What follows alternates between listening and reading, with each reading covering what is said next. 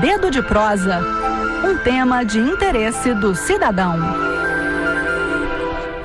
Se você frequentou a escola faz tempo, tô nessa, hein? Provavelmente vai se referir à data de hoje, 22 de abril, como o Dia do Descobrimento do Brasil. Era assim que todos os livros de história ensinavam. Afinal, foi em 22 de abril de 1500, portanto, há exatos 525 anos, que uma expedição portuguesa comandada por Pedro Álvares Cabral avistou pela primeira vez as terras que depois vieram a ser chamadas de Brasil. Mas história é uma ciência viva e de vez em quando há uma revisão por parte dos historiadores à medida que novos conceitos e novos documentos são acrescentados ao nosso entendimento sobre o passado. É o caso do descobrimento do Brasil. Uma linha de historiadores que vem ganhando força nos últimos anos considera o termo descobrimento inadequado para descrever o que aconteceu há 525 anos. Para os europeus representados pelos portugueses, teria sido mesmo uma descoberta, porque as terras brasileiras eram até então desconhecidas por eles. Se bem que outra linha de historiadores defende que os portugueses já suspeitavam da existência dessas terras. Tanto é que o Tratado de Tordesilhas, assinado com a Espanha 6 anos antes da expedição de Cabral, em 1494, dava a entender que os europeus acreditavam na existência de terras a serem exploradas neste lado do globo. Mas vamos deixar essa parte de lado para focar no descobrimento. O que aconteceu em 22 de abril de 1500 teria sido, na verdade, o achamento do Brasil. É isso porque outros povos, no caso os indígenas, já habitavam havia milênios as terras avistadas pela esquadra de Pedro Álvares Cabral. É por essa razão que o 22 de abril de 1500 é considerado por muitos historiadores como simplesmente o dia da chegada dos portugueses ao Brasil. Foi naquele dia que a tripulação que estava nas caravelas portuguesas avistou, cortando a linha do horizonte, uma pequena elevação que passou para a história na carta do escrivão da expedição, Pero Vaz de Caminha, autor do que é considerada a certidão de nascimento do Brasil. Abre aspas. No dia seguinte, 22 de abril, quarta-feira pela manhã, topamos aves chamadas de furabuchos. Neste mesmo dia, à hora de vésperas, entre 3 e 6 da tarde, avistamos terra. Primeiramente um grande monte, muito alto e redondo. Depois outras serras mais baixas, da parte sul em relação ao monte. E mais terra chã, com grandes arvoredos. Ao monte alto o capitão deu o nome de Monte Pascoal. E a terra de Veracruz. Fecha aspas. É a garotada que está hoje na escola, que inclui o Oliver de Macapá, a Luísa lá de São Luís e o Miguel de Florianópolis, já deve estar por dentro de que não dá mais para cravar que o evento histórico de 22 de abril de 1500 foi o descobrimento do Brasil. Mas isso não tira a importância da data, já que a influência portuguesa, depois do descobrimento, ou se preferir, achamento, teve profundos impactos por estas bandas. Pé de Meia. Seu dinheiro no mundo dos investimentos. Olá, investidoras e investidores, bem-vindos ao Pé de Meia. O programa de hoje é para lembrar da declaração do Imposto de Renda 2025. Já faz cerca de um mês que a Receita começou a receber as declarações de quem é obrigado a declarar. Tem sempre o pessoal que se livra logo da tarefa e outros que deixam para mais perto do fim do prazo. Mas eu te digo que talvez esse seja o melhor momento. Nem tão perto que denote pressa, nem tão distante que pareça desleixo. Se é o seu caso, mãos à obra. Por se tratar de um documento muito importante, qualquer mal-entendido pode resultar em problemas com a Receita Federal. Por isso é importante ter muita calma e atenção. A declaração do imposto de renda é baseada na renda do ano anterior, ou seja, o imposto de renda 2025 recai sobre os ganhos que o contribuinte registrou ao longo do ano passado. Devem ser considerados todos os rendimentos tributáveis obtidos no período: salário, pensões, aposentadoria, recebimento de aluguéis, investimentos e etc. As despesas também devem ser declaradas, como gastos com plano de saúde e educação. Como o imposto de renda é baseado nos rendimentos tributáveis e acompanha a evolução patrimonial, aqueles que possuem maior renda pagam mais do que os que possuem uma renda menor. Com a declaração, o governo consegue verificar se essa regra está sendo cumprida integralmente. Para a declaração deste ano, quem recebeu rendimentos tributáveis sujeitos ao ajuste na declaração, cuja soma anual foi superior a R$ 33.888, precisa declarar.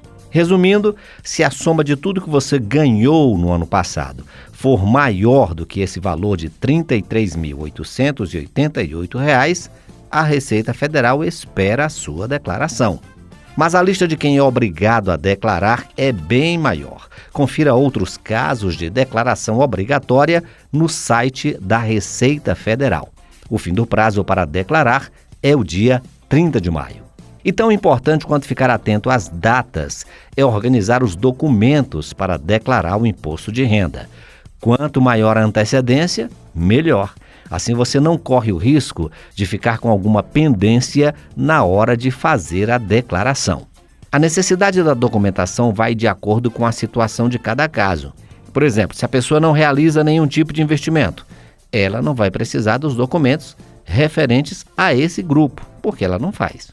Eu sugiro para quem tem dificuldades nessa questão, procurar a ajuda de um contador. Assim você não corre o risco de faltar algum documento importante.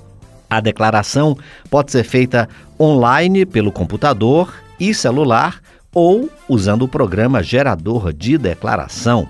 Antes de iniciar, separe todos os documentos necessários e colete os informes de rendimento.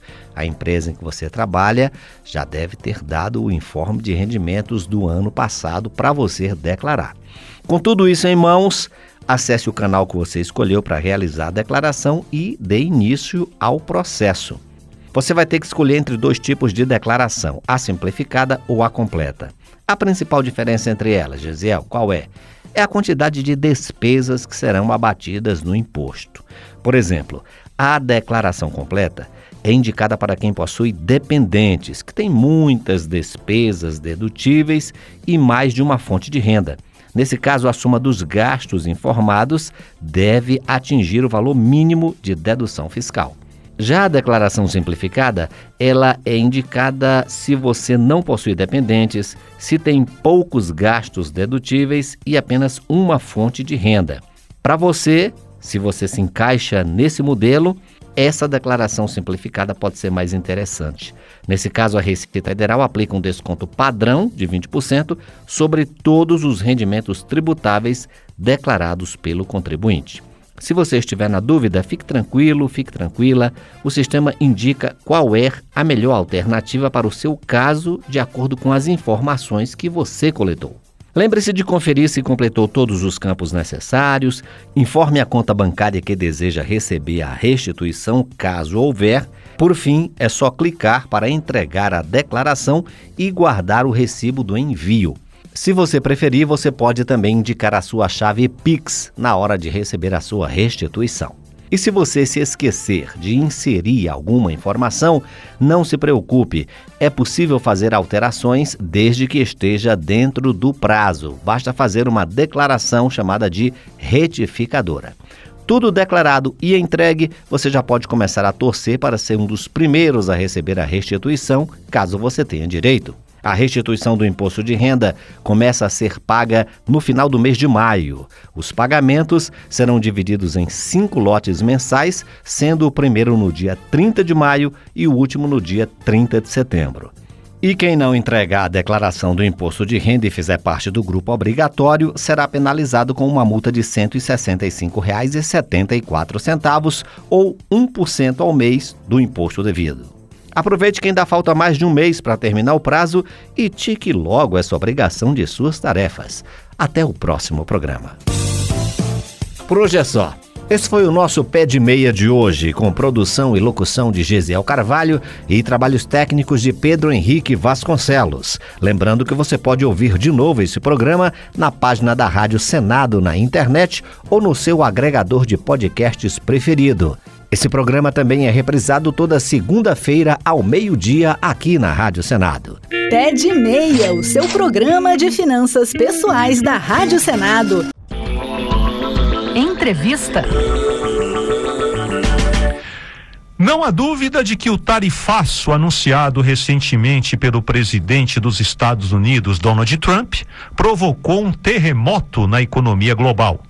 Assim como um terremoto literal, em que ocorrem tremores secundários depois do principal, o forte aumento das tarifas norte-americanas deve provocar abalos nos acordos comerciais construídos em décadas. É o que aponta um estudo publicado recentemente pela Consultoria Legislativa do Senado. O tema: o tarifaço de Trump nos Estados Unidos da América.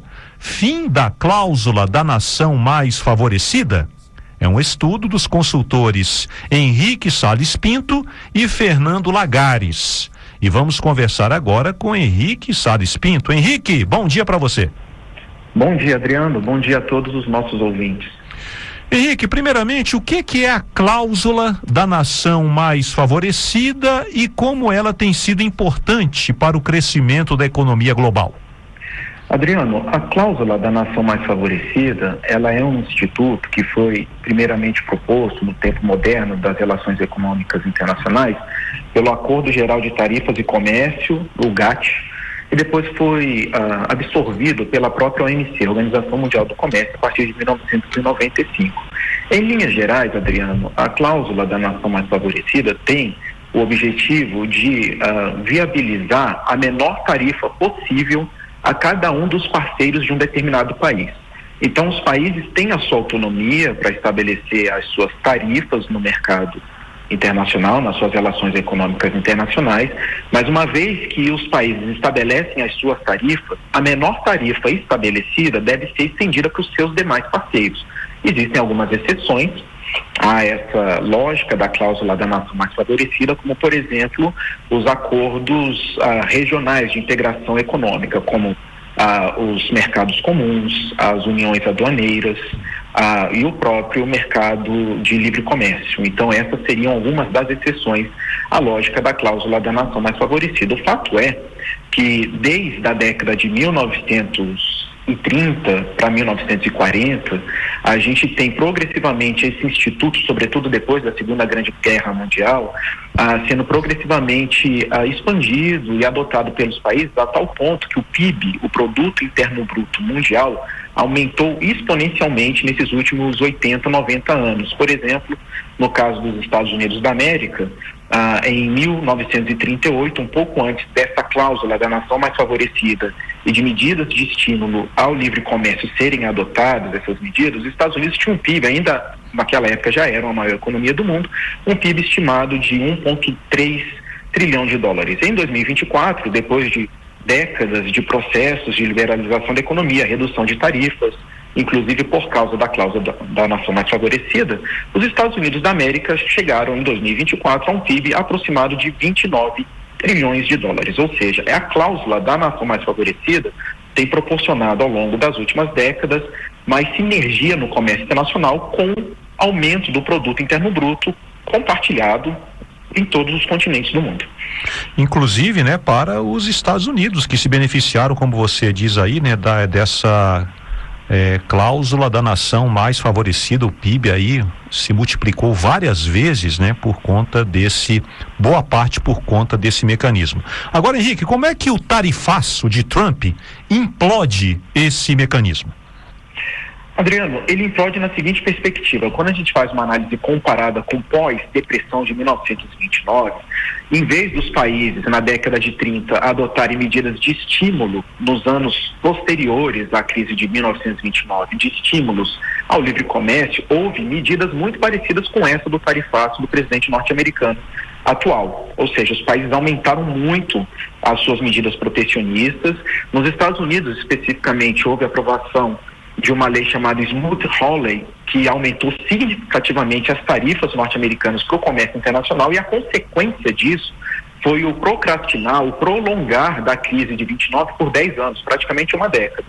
As ações industriais norte-americanas, nesse período, caíram quase 60%, as alemãs em quase 65%. E, consequentemente, houve uma radicalização política que acabou levando à Segunda Guerra Mundial, com a ascensão do nazismo na Alemanha, por exemplo. No caso específico do nosso atual contexto de 2025, a gente já tem percebido quedas muito significativas das ações de grandes tecnologias norte-americanas. Por exemplo, a gente tem no total, a partir do início do mandato do atual presidente até março, inclusive antes do tarifaço anunciado em abril, uma perda estimada de praticamente 4,4 trilhões de dólares, ou seja, isso é praticamente 2 vezes o PIB do Brasil, em perdas de valor dessas empresas. Então, num primeiro momento, a gente já percebe no mercado financeiro uma perda muito significativa de valor agregado das empresas e das ações, e muito em breve isso deve se refletir tanto na perspectiva do aumento dos preços agregados dos países, especificamente dos Estados Unidos, com aumento, portanto, da inflação, o custo de vida tende a ser maior, e, por outro lado, a própria geração de emprego e renda tende a ser menor. Então, na perspectiva prática, a gente já começa a sentir, a gente já começa a ver alguns efeitos, e esse foi um dos motivos principais para que o tarifaço começasse a ser progressivamente relativizado, exceção China, que houve um aumento exponencial aí ao longo das últimas semanas, aproximadamente de 240% das tarifas dos Estados Unidos em relação à China. Os outros países já tiveram uma redução de 10%, até 10% no máximo, né, das tarifas aplicadas, e mesmo assim os efeitos já têm sido bastante deletérios. Nós estamos conversando com Henrique Salles Pinto, ele é consultor legislativo do Senado, um dos autores, né, ele junto com Fernando Lagares, do estudo O Tarifaço de Trump nos Estados Unidos da América, fim da cláusula da nação mais favorecida. Então esse estudo já está disponível, você pode acessá-lo em senado.leg.br/estudos para saber mais detalhes aí desse estudo feito por Henrique Salles Pinto e Fernando Lagares. Henrique, você falou de algumas consequências, né, aí da implosão do mecanismo da cláusula da nação mais favorecida. Agora, quais seriam outras consequências? Isolamento dos Estados Unidos, fortalecimento da China, os blocos como União Europeia, Mercosul, se juntarem para tentar lidar com essa nova ordem do comércio mundial, Organização Mundial do Comércio enfraquecida. Como é que você está vendo aí outras consequências dessa medida adotada por Donald Trump? Adriano, essa sua pergunta é muito interessante, porque de fato a gente tem tido um rearranjo da ordem da geopolítica mundial. Eu, por exemplo, sou professor da Fundação Getúlio Vargas e eu leciono uma disciplina chamada Organizações Internacionais. Essa disciplina, muito provavelmente, vai passar a se chamar História das Organizações Internacionais, porque de fato a gente tem tido uma mudança da geopolítica tão significativa que a existência das organizações internacionais do jeito que a gente conhece nos últimos 80 anos, essa existência já está em xeque. Mas existem muitas oportunidades também dentro desse rearranjo. Por exemplo, no caso brasileiro, eu entendo que o Brasil tem muitas oportunidades de maior acesso ao mercado chinês, um dos principais produtos com os quais a gente concorre com os Estados Unidos para acessar o mercado chinês, que é o mercado da soja. Dos produtos exportados pelos Estados Unidos para a China, o que está em primeiro lugar na pauta de exportação estadunidense para a China é exatamente a soja. Em torno aproximado de 13 bilhões de dólares foram exportados dos Estados Unidos para a China no ano passado em soja. E o Brasil tem na China o seu principal parceiro comercial, e a soja é também o principal produto que o Brasil exporta para a China. Então isso traz uma oportunidade um custo de oportunidade muito interessante para o Brasil de aumentar a sua pauta de exportação para a China e estabelecer mais sinergias no comércio bilateral com a China. No caso especificamente chinês, a China já tem tido, digamos, o que a gente chama na classificação do professor Joseph Nye, de soft power, de uma política diplomática, de alianças, de convencimento, de exercício do poder por meio da negociação, em vez do hard power, que é o poder à base da força, da coerção, como os Estados Unidos estão fazendo com as tarifas impostas para todos os demais parceiros comerciais dos Estados Unidos de maneira muito significativa. Então a China, por exemplo, tem progressivamente se aproximado de parceiros rivais do seu país ali no continente asiático, como o Japão, a Coreia do Sul, já vislumbrando uma área de livre comércio entre esses 3 países para substituir progressivamente as exportações chinesas que iam para os Estados Unidos, agora a terem um pouco mais de liberdade para circular entre esses países que até bem pouco tempo atrás, como disse, eram grandes rivais chineses, né, do Estado chinês. No caso da União Europeia, também já se vislumbra progressivamente uma maior aproximação entre a China e os países da União Europeia. Toda a exportação de gás natural liquefeito que ia para os Estados Unidos, da China para os Estados Unidos, progressivamente agora já está sendo direcionada para o mercado europeu, inclusive satisfazendo uma necessidade muito premente da Europa de gás, de energia, considerando a guerra da Ucrânia, que trouxe progressivamente um cerceamento do gás que vinha da Rússia para a Europa. Então a China tem se movimentado e outros atores também têm se movimentado para ocupar esse espaço que os Estados Unidos estão deixando. Na política, Adriano, não existem espaços vazios, não existe vácuo. Sempre haverá ocupação de espaços por aqueles que deixam esses espaços vazios. No caso específico que estamos analisando, os Estados Unidos têm progressivamente se afastado, se isolado do mundo e dando oportunidade para que outros atores ocupem esses espaços e galgando postos de importância econômica e geopolítica mais amplos, muito mais significativos. Então eu vejo para países emergentes como o Brasil, concluindo a resposta, como o Brasil, como a China e demais países, por exemplo, dentro dos BRICS, muitas oportunidades para a gente aumentar essa energia econômica, energia comercial. O acordo Mercosul-União Europeia agora tende a avançar ainda mais, que já tem sido negociado ao longo das últimas décadas. Então, dentro desse rearranjo, existem oportunidades. Eu entendo que o Estado brasileiro tem progressivamente trabalhado para aproveitar essas oportunidades. Ok. Henrique Salles Pinto, consultor legislativo do Senado, muito obrigado aí pela entrevista, parabéns a você e ao Fernando Lagares por esse estudo que já está publicado aqui pelo Senado e até uma próxima oportunidade. Obrigado, Adriano. Agenda do Senado. Eu e a Raquel Teixeira apresentando aqui a agenda do Senado, com a ajuda aqui dos nossos repórteres. Às 9 da manhã, a Comissão de Relações Exteriores e Defesa Nacional vota indicação de embaixadores para países como Áustria e Arábia Saudita. Depois, analisa a criação do grupo de trabalho para fazer estudos sobre a estratégia de comércio exterior do Brasil. E às 9h30 começa a reunião da Comissão de Educação e Cultura.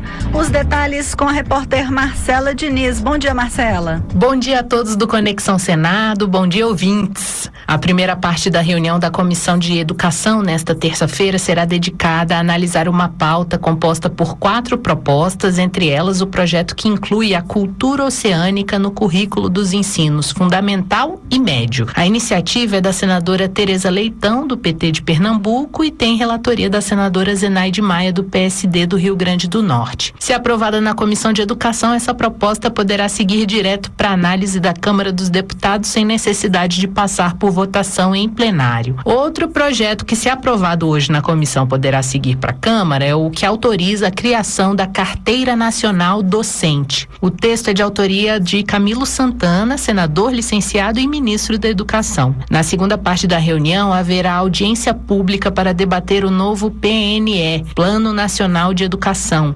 Entre os convidados, representantes da Associação Nacional das Universidades Particulares, da Associação Brasileira das Mantenedoras do Ensino Superior, da Associação Nacional dos Dirigentes das Instituições Federais de Ensino Superior, do Conselho de Reitores das Universidades Brasileiras e da Associação Brasileira das Instituições Comunitárias de Educação Superior. A reunião está marcada para as 9h30 da manhã. Voltamos com vocês no estúdio.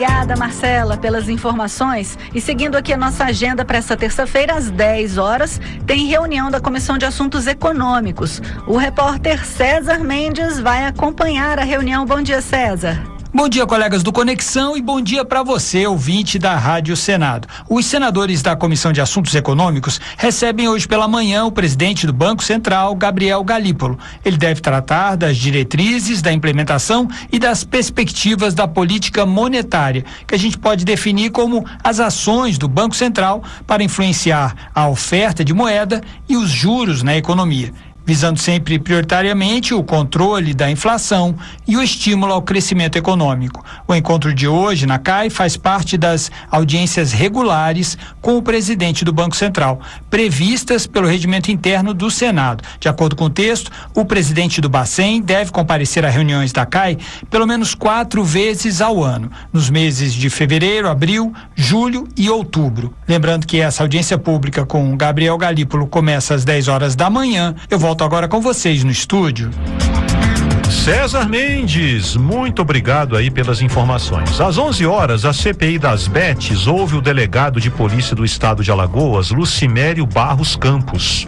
Ele foi convidado para falar sobre a operação Game Over, que desvendou um esquema de promoção de jogos de azar clandestinos envolvendo influenciadores digitais. Também às 11 horas, a Comissão de Segurança Pública vota o projeto que muda a Lei de Diretrizes e Bases da Educação Nacional para prever a presença obrigatória de um profissional de segurança nas escolas. Na parte da tarde, às 2 horas, tem sessão deliberativa no plenário do Senado. 5 itens estão na pauta. Um deles é a discussão da proposta de emenda à Constituição, que inclui as guardas municipais e os agentes de trânsito entre os órgãos que compõem a segurança pública. Também às 2 horas, a Comissão de Assuntos Sociais promove audiência pública para debater o projeto que institui o Dia Nacional de Conscientização sobre a mielomeningocele.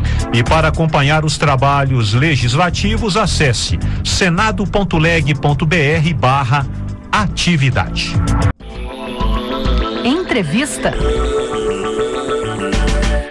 Atenção aos pobres e acolhimento.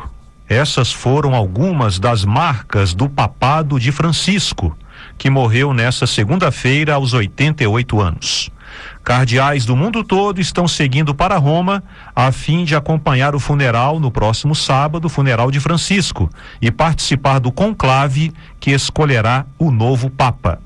Vamos conversar agora com o senador Flávio Arnes, do PSB do Paraná, e vice-presidente da Frente Parlamentar Católica, que reúne 17 parlamentares entre senadores e deputados. Senador Flávio Arnes, muito bom dia. Bom dia, Adriano. Bom dia a todos e todas que nos acompanham. Senador, falamos aqui de atenção aos pobres, acolhimento, mas também podemos dizer o da atenção ao meio ambiente, né? Papa Francisco falava muito da Amazônia, aí do combate ao aquecimento global. Que legado, senador Flávio Arnes, o Papa Francisco deixa? Eu acho que esses que você menciona, Adriano, são alguns dos mais importantes legados.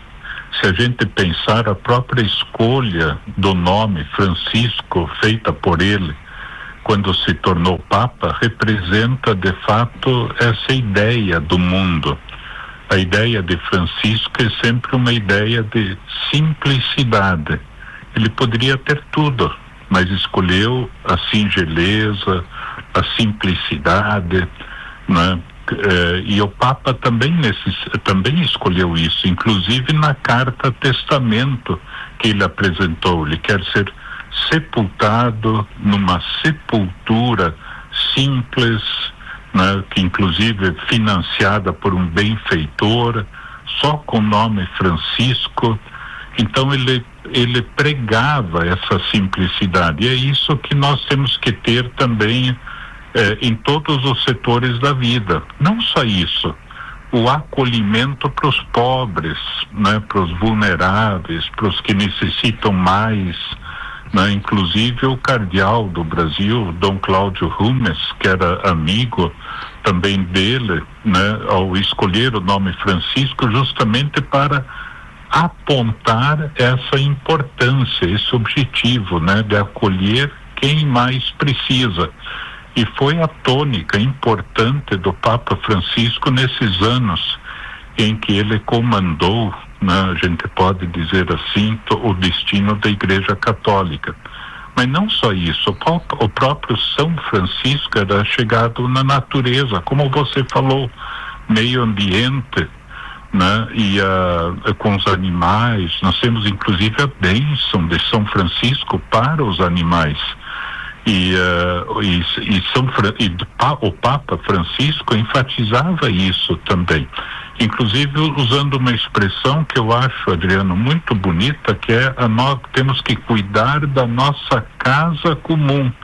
Quer dizer, não é só o Brasil, é o mundo, a nossa casa comum, nosso planeta, a Terra.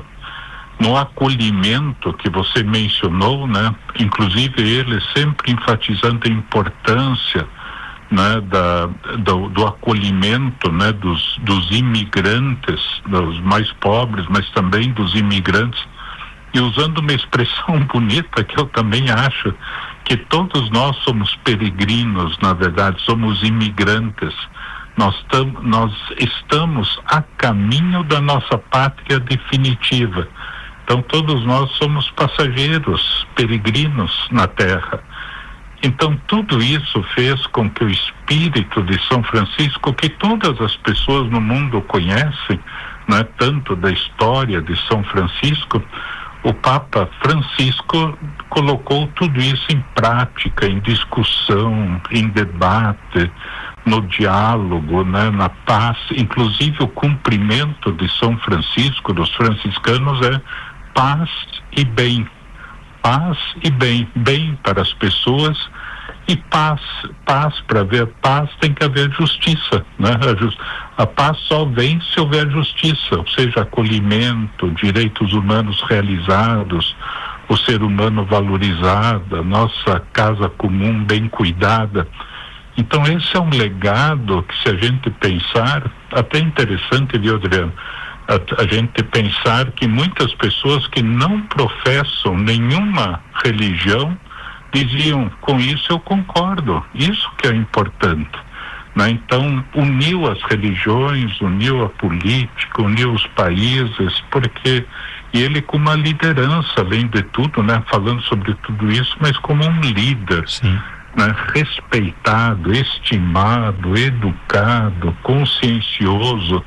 E é isso que o Brasil e o mundo precisa, né? Então esse é um legado gigantesco, que ele diz, olha, tentem fazer isso, pelo menos pratiquem isso, porque aí a gente vai ter um mundo melhor.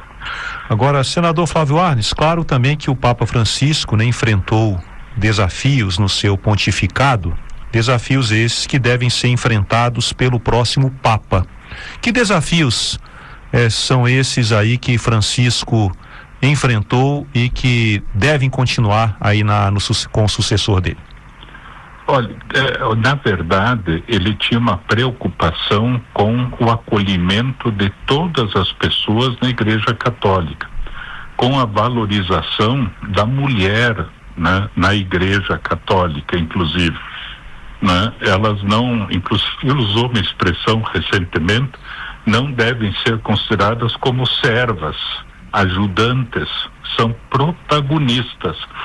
Então uma igreja de 2000 anos, mais de 2000 anos, é uma igreja que tem tendências, né? Tem tendências conservadoras, progressistas, né? Mais para, assim, revolucionárias muitas vezes, né? A teologia da libertação, por exemplo, tanto que foi debatido, tantos que sofreram, inclusive dentro da própria igreja, por pregar assim novas ideias, mudanças necessárias.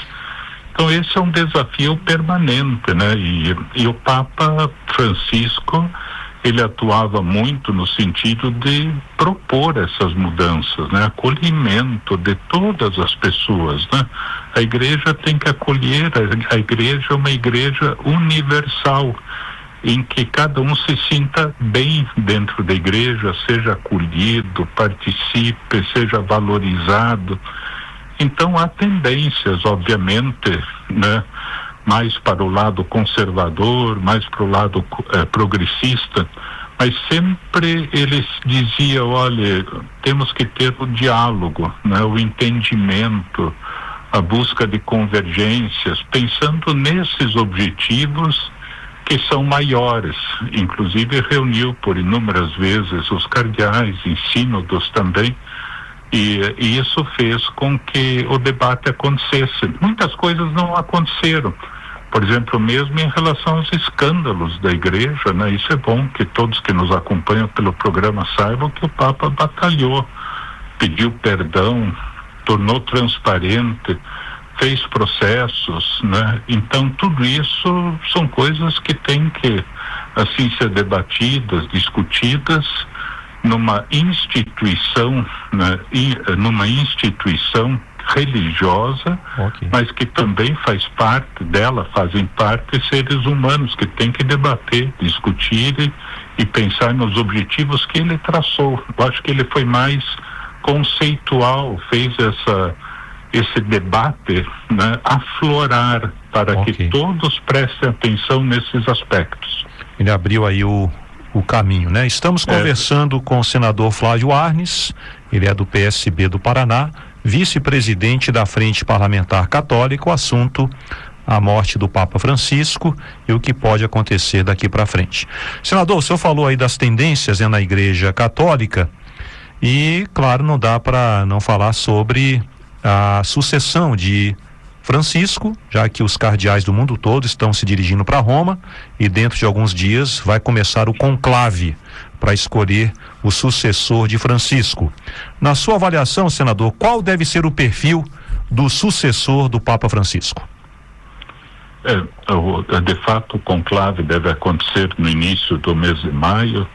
Ele abriu a possibilidade de uma participação maior, inclusive de regiões, né, dessa diversidade que existe no mundo.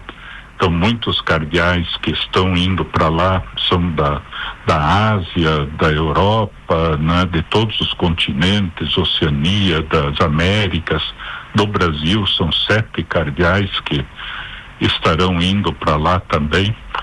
E a tendência, né, claro, a gente torce, reza, né, para que esse entendimento aconteça, né, com assim, que seja uma coisa abençoada também, para que tenhamos uma liderança que seja escolhida, que prime por tudo isso, por todo esse legado do Papa Francisco, para que dê continuidade a tudo isso, né? Isso é possível de acontecer, obviamente, né? E a pessoa tem que então estar aberta para esse entendimento com todas essas demandas e necessidades de um mundo permanentemente em transformações muito rápidas. E a Igreja Católica tem que se situar nesse contexto, né, para acolher também, eu diria, as tendências todas, né, para que a pessoa se sinta bem, né, daquela maneira que ela gosta, né, de se situar dentro da Igreja. Muitos com ações mais contundentes sociais, outros assim com mais reflexão, mas sempre pensando naquilo que a gente precisa de valorizar em tudo que a gente reza, faz, pensa, reflete, na valorização do ser humano, na simplicidade, na singeleza, né? E essas tendências todas têm que ter esses objetivos em comum. Isso é que tem que unir, né, os continentes todos, se o Brasil já é tão diverso, né, tão diferente nas regiões, imaginemos no mundo. Então, isto tem que ser acolhido dentro da Igreja Católica. Inclusive, Adriano, você falou da Igreja Católica, o Papa dizia, olha, nós temos que conversar, né, com todo mundo, né, da Igreja, a Igreja que seja a Igreja de todas as pessoas, né, católica, ortodoxa, muçulmanos, todos unidos, porque há coisas, há ideias, há conceitos que unem a todos nós, e esses conceitos é que tem que levar a gente para frente. Senador Flávio Arnes, muito obrigado pela entrevista, ter atendido ao nosso convite para a gente conversar sobre o Papa Francisco. Um abraço para o senhor, até uma próxima oportunidade. Obrigado a você, Adriano. Deixo um abraço novamente a todos e todas que acompanham o seu bom programa.